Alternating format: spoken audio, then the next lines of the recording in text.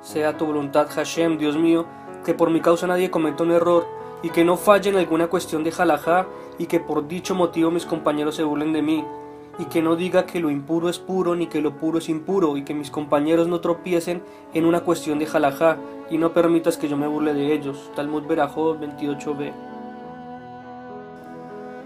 Shalom Shalom, estamos desde la Yeshiva Tefila Emet, quien les habla Liad Kohen Ben Shahar, también de la Yeshiva. Vamos a analizar en esta ocasión la parashá Pekudei. Esta parashá está tomada de Likutei Sijot, de una antología de alocuciones del Lubavitcher Rebbe Rabbi Menahem Mendel Schneerson. Y vamos a hablar acerca de la diferencia del Mishkan en lo alto y Mishkan aquí en lo bajo. Según lo que nos habla la parashá Pekudei, nos dice que cada palabra, y de hecho cada letra de la Torah en general, y de la Torah Shevitach, o sea la Torah escrita en particular, es precisa y calculada. ¿Qué quiere decir esto? Que agregar una letra u omitir una única letra hace que el rollo de la Torah no sea apto para su uso, lo hace pasul. Ahora, muchas halajot de las leyes que rigen la vida judía se aprenden de apenas contadas palabras, o incluso se puede hablar de letras individuales de la misma Torah. No obstante, en las secciones de Vayakel y Pekudei se reitera aparentemente sin un sentido definido la pormenorizada descripción de los enseres que estaban en el Mishkan y de las prendas sacerdotales, que ya fueron descritas previamente hasta el más minucioso detalle en las secciones anteriores cuando hablábamos en la Parashat Terumah y Tetzaveh. Ahora, ¿para qué hace falta ocupar dos secciones de la Torah con la repetición de algo que se había escrito antes y con un lujo de detalles? La Torah podría haber dicho brevemente que los judíos hicieron los enseres del Mishkan y las prendas sacerdotales, tal como Hashem ordenó a Moshe, y ahorrarse así también decenas de muchos versículos más adelante. Por el motivo por el que numerosas halajot no figuran explícitamente en la Torah, y en cambio es preciso deducirlas y aprenderlas de contadas letras, es que como estas leyes pueden inferirse de una palabra o una letra extra en la Torah, de escribirse estas leyes de todos modos explícitamente, esto no habría sido un exceso.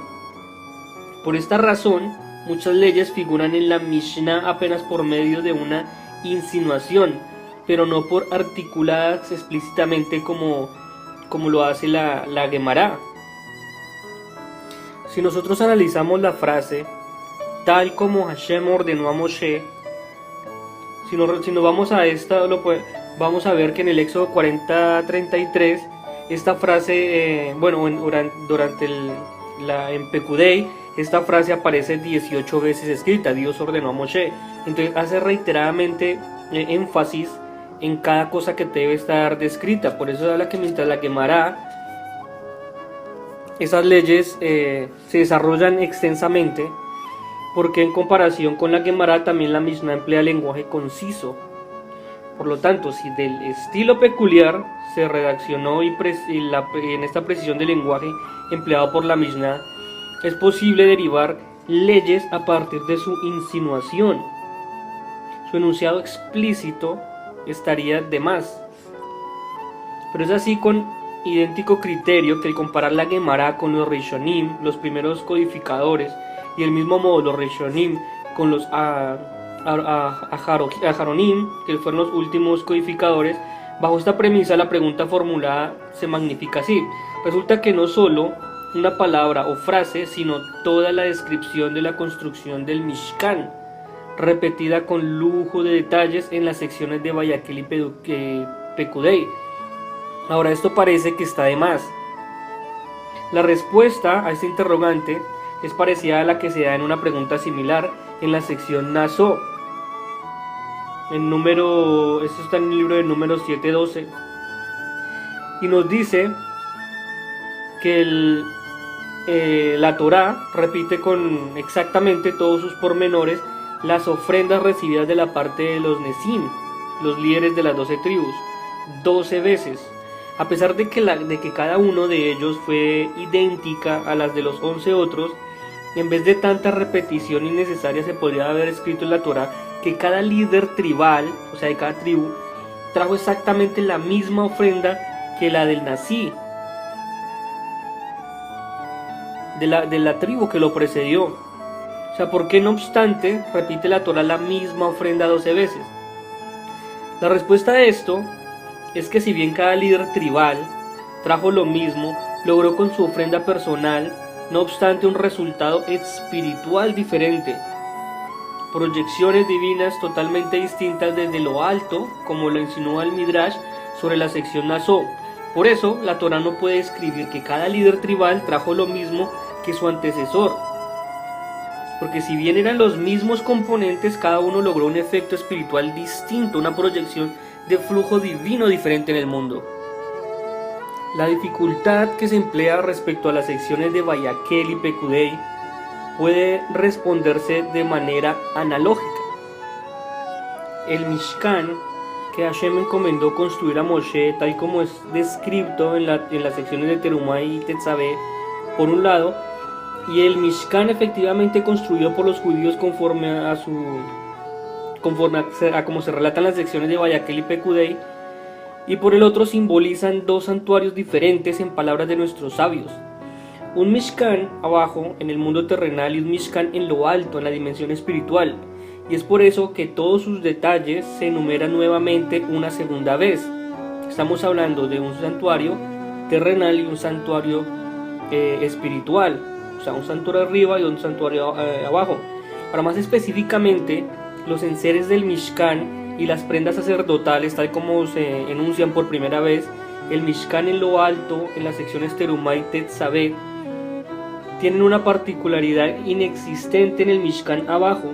Son órdenes de Hashem dirigidas a Moshe, y la virtud de esto, y particularmente en nuestro contexto, en tres aspectos. El alma del receptor, quien escuchó y recibió la palabra de Hashem a través de la ordenanza. Moshe es un alma del mundo de la Atzilut.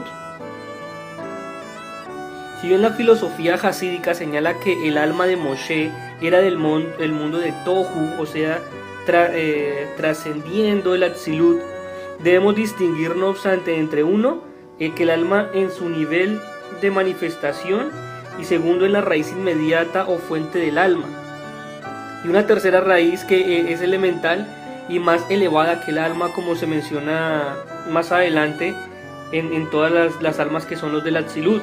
Ahora, aunque la mayoría de las almas son de los mundos de Bería, Letzirá y Asiá, así es que en ese sentido el alma de Moshe tiene su raíz en Tohu, pero fue investida en su cuerpo desde el nivel del Atzilut para análisis más pormenorizado, aunque técnico extremo. Pero el alma y los niveles de Moshe, tal como se expone en los textos de la Kabbalah y el Hasidut, esto lo podemos ver en el Likutei Sijot, en el volumen 8, en el Yidis, en la página 244 y 254. Entonces, estamos hablando que el alma del receptor, quien escuchó y recibió la palabra de Hashem a través de la ordenanza, Moshe es un alma del mundo del Atzilut, lo que significa que estando aquí abajo en un cuerpo de este mundo físico, seguía siendo tal cual como si estuviera en el mundo del Atzilut, como lo expresan los sabios de la Torá. La Shejinah, la presencia divina, habla desde el interior de su garganta.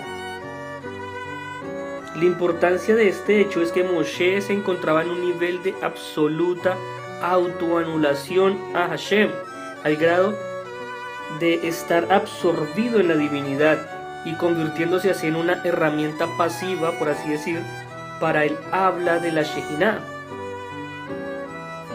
Si bien todas las almas judías derivan del mundo del Atzilut, eso solo significa que su raíz está en Atzilut, pero cuando de algunas de ellas se dice que son almas de Atzilut, eso significa que incluso estando aquí abajo, investidas en un cuerpo y entorno físico, no las afecta y están aún entonces en un nivel de Atzilut. Aunque hay una diferencia entre las almas y los Keilim del Atzilut, tal como lo afirma el Igeret HaKodesh, que las almas de Atzilut han emergido y se han separado de los Keilim. Cada nivel se divide en Orot y Keilim, que son luces de la esencia infinita, y recipientes, que son los aspectos o cuerpos externos y relativamente finitos, en donde las Orot se invisten y son contenidas. Ahora, para la explicación detallada de estos términos, los Keilim son de hecho unos grados más bajos de cada nivel, como las almas del Atzilut emergen de los Keilim del Atzilut y son separadas de ellos. Pareciera que tal vez pierden el carácter manifiesto del Atzilut, por lo que se explica que no es así.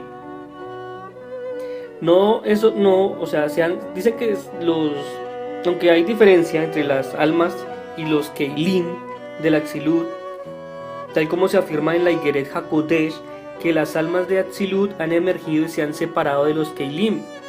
Ahora, no obstante, y aún así, esas almas de Atzilut siguen estando acá abajo, en el mundo terrenal y en el nivel del Atzilut.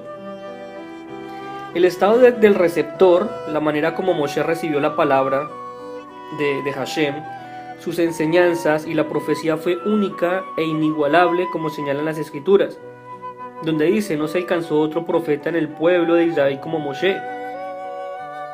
¿Dónde dice esto? En el libro de Deuteronomio 34:10. En esto mismo hay dos aspectos. Uno, Moshe mantenía su compostura y estado natural durante la revelación profética, a diferencia de otros profetas. Todos los profetas, cuando recibían la profecía, los abrumaba el temor y la consternación y se sentían físicamente débiles. Esto no sucedía con Moshe, sobre quien las escrituras declaran que era tal como el hombre habla con su prójimo, según lo dice en Éxodo 33:1. Ahora, es decir, tal como una persona no se sobresalta cuando escucha hablar a su compañero, del mismo modo, la mente de Moshe, al captar las palabras de la profecía, conservaba por completo su compostura. Y dos, que la profecía de Moshe era de un nivel C y no de un nivel Ko. ¿Qué quiere decir esto? Sifri Rashi, sobre Números 32, dice que Z significa esto es decir, alude a una visión directa de la profecía propiamente dicha, mientras que Ko es como esto. O sea, el mensaje de Hashem al profeta por medio de visiones alegóricas. Esto implica que Moshe, mientras mantenía atentos todos sus sentidos, escuchaba, captaba y transmitía directamente las palabras de Hashem propiamente dichas, mientras que los demás profetas recibían la profecía en estado de somnolencia y por medio de alegorías. Esto significa que en el caso de todos los demás profetas, el cuerpo físico era una interferencia, incluso para una revelación del interior, del nivel Ko, mientras que para Moshe su cuerpo no solo interfería, sino que servía de vehículo, y no solo para el nivel profético de Ko, sino incluso para la revelación elevado del nivel Z. Ahora, el lugar de la revelación, el lugar de la recepción de la revelación divina, fue en el monte Sinaí, donde el nivel espiritual de Moshe era más elevado que estando abajo. Y la evidencia de ello es que allí pan no comió y agua no bebió. Sin considerar que incluso luego de descender del monte, su comer y beber fue también difería, dado su siguiente calibre espiritual que el de las demás personas. Ahora, de todo lo que hemos expuesto, es evidente que un Mishkan, el descrito en la orden de Hashem a Moshe en Terumah Tetzaveh, no estaba hecho de oro y plata físicos.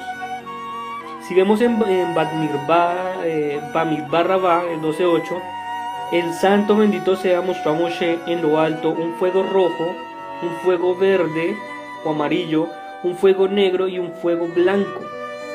En cambio, los enseres del santuario y las prendas sacerdotales, tal como son descritas en Vayakel Pekudei, fueron confeccionados no por Moshe, sino por judíos comunes, cuyas almas provenían en su mayoría de los mundos de Beirá Yetzirah y Asiá. Aquí abajo en el mundo terrenal, con oro, plata, cobre físicos. No obstante, sin tomar en consideración la extraordinaria diferencia del nivel entre lo potencial del Mishkan celestial y lo concreto del Mishkan terrenal, cuando se concedió la máxima voluntad divina y cuando se cumplió su consecuente promesa de que con el Mishkan yo moraré dentro de ellos. Esto lo dice Éxodo 25:8. Exclusiva y precisamente con la construcción del Mishkan físico de Vayakhel Pekudei, y no con el Mishkan espiritual que te fuera mostrado a Moshe en el monte, como se menciona en el Midrash que estamos citando. Ahora, ¿por qué es así? Porque el Santo bendito sea deseó tener una morada específicamente en los Tachtonim, en el nivel inferior de la creación. Y conforme se afirma en el Tananía, el término Tachtonim que emplea el Midrash alude a este mundo físico, que no hay plano inferior a pese a que este mundo inferior es material y no de un material sublime, sino que es de un tipo de material burdo, y encima de ser material y burdo, reina en él una oscuridad espiritual doble y redoblada, como se enumera en su bajeza desarrolladamente del Tanía. De todos esos defectos, y precisamente por esto, la máxima intención de Hashem con la creación, tener una morada en lo más inferior. Esto se conecta específicamente con este mundo material burdo y oscuro, de que en el nivel más bajo Hashem tenga una morada, un Mishkan. Ahora, con esto podemos entender mejor la pregunta que se formula acerca de las piedras preciosas de los Nesim que donaron para el santuario, y en vista de que estas piedras preciosas eran obra milagrosa. Si miramos en Yomá 75, a la palabra Nesim significa literalmente alzados, o lo que puede referirse tanto a líderes como a nubes, tal como se emplea la palabra misma en el libro de los Proverbios 25:14. De acuerdo a la traducción, junto con el maná, las nubes, Nesim, trajeron piedras preciosas y perlas a los israelitas en el desierto. Estas fueron recolectadas por los líderes de las 12 tribus, que luego donaron estas piedras para las prendas sacerdotales. ¿Cómo es que con ellas se podía confeccionar prendas sacerdotales? En base a lo que hemos hablado, la pregunta es si todo el propósito del Mishkan y el Midrash es que sea construido precisamente con elementos materiales para hacer de lo más bajo una morada para Hashem en estos santuarios, no debería ser construidos con el producto de un milagro, sino con elementos que, aunque su origen, como el de todas las cosas, es divino, están investidos con la naturaleza. La enseñanza que nos deja a nosotros todo esto es que nadie debe sentirse desmoralizado y pensar cómo puedo llegar a cumplir algo conforme a la suprema voluntad divina y que mis actos coincidan con su intención, cuando soy plenamente consciente de mi bajo estado espiritual y en acción en mi situación personal resultante de mi desempeño defectuoso, estando yo en general inmerso junto con todo el pueblo judío en la oscuridad doble y redoblada amargo galut. O sea, si estoy tan lejos del Mishkan espiritual, ¿cómo se pretende de mí que me embarque en la concreción, o sea, la edificación de un Mishkan físico? La enseñanza es que no hay que tener en cuenta estos argumentos, porque no obstante esto, y por más cierto que pueda ser, Hashem promete de todos modos que si tan solo eres un Nediv Lev, tienes la generosa predisposición del corazón, es decir, en términos prácticos, si haces algo que Hashem desea de ti con Idishe Varek Mikait, el característico entusiasmo y calidez, y Harzikait, poniendo el corazón, de todos modos se cristaliza yo moraré en ellos, Hashem ayuda a lograr y actuar en consonancia con el objetivo supremo. Cuando el santo bendito sea encomendó a Moshe el Mishkan, este dijo: amo del universo, ¿podrán los israelitas construirlo? El santo bendito sea respondió: incluso un único Yehudí podrá hacerlo. Como está dicho, de cada individuo cuyo corazón lo impulse, en otras palabras, como se interpreta en el Ife Toar, si existe nada más que la voluntad del corazón, cualquiera puede tener todos los materiales necesarios, pues Hashem los proveerá. Y continúa el Midrash explicando cómo descendieron de manera milagrosa las piedras preciosas, de hacer de este mundo una inferior, una morada para que su presencia se manifieste entre nosotros. Por eso se habla y se reitera repetidamente el Mishkan en dos secciones. Se está hablando de un Mishkan espiritual, un mundo superior, y un Mishkan en lo terrenal.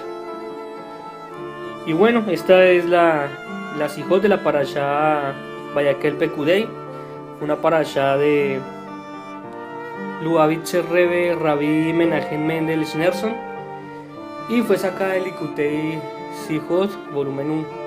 Bueno, hasta aquí los acompaño, quien les habló Liat Cohen Shahar, también de la Yeshiva Tefila Emet, y Shalom.